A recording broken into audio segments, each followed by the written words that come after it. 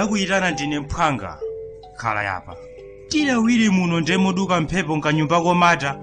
vuto lako ndakonzeka kulisenza ukadaliyede cherano njatonga ya mapirikaniro ndipo usamalitse zisakudutse ndilavule ine pano sukulu simatha dziwa malunje sapha sakhwi usadzakhale mkoka ndakana ine kakhale monga galu okhumata ndi liwiro komzingwitsa gwape kuliwamba tsonga wafikalo siwe sokhanda ayi nkukula ndithu kumene kukosakhumba kuimbira mtiwiso ndisakumange m'masamba uli ngati theka la munthu mwa iwe mukusowekera icho chipangitsa mwamuna kukhala watunthu ndiyo nthiti yodzachengeta chako chibaba wapa mtima udzavekane naye mphete dona adzakupira iwe phala la chisunje mwali wodzayedzeka mutu pa nganga yakoyo yemwe adzakulande mendulo yokhalitsa m'bwalo ndiye maso ako akandipeputsa ndinkanazo mbalume zoti iwe udzagonjetsere mwana wamkazi dziwiratu simasanje pofika pomkhoboletsa khosi mtsikana waberera njowu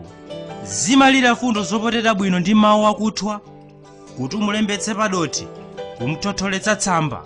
nkundulitsa kaudzu kumakhala zochizochi nansereza kulimbana ndi mipaliro ya mnyozo namondo aukalata kutchingira osakafike pa gombe la chikondi mwana wa namwali akunjanja ndi phuzo pakamwa pake pakubulika maolokana ndi mwano iwe uli chilili kumasokoledwa ngati khwimbi ndiye ukakhala mkoka udzafera mphala liwamba lako yambano maliro ndi maukwati izo ndi mbuto zenizeni zobisalira kwa namwali okhumba banja ukadzangoti thadiso okusuntha iwe mtima usadzadeweze mphwanga mvwivwinize ndi liwu lopanda nthenya pewa za ubwawa bwanga kachepetse bodza fundo osamakabwereza imodzimodzi chonde mafunso opanda mchere asakakuthere nthawi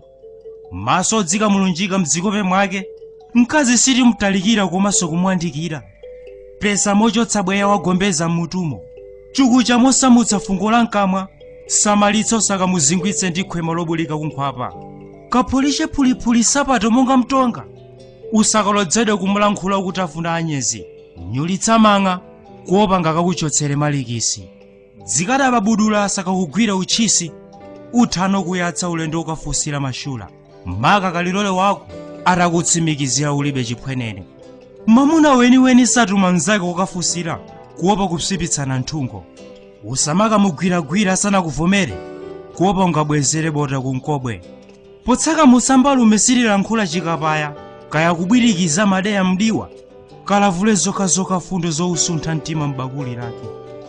ukakapusa mkazi angakakulankhulitse chibwibwi iwe nkudziluma lilime machezano akakafika pa chiyindeinde mwina adzikalankhula zoukodolera iwe phwete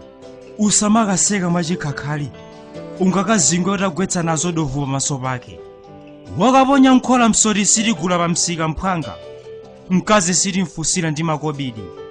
samalitso ngakasupe nazo kambulumbunde osavina komabe zikakayenda mwaliyo nkukutsimikizira kuti iye ndi wako usamakaumire kuti naye adzikasangalala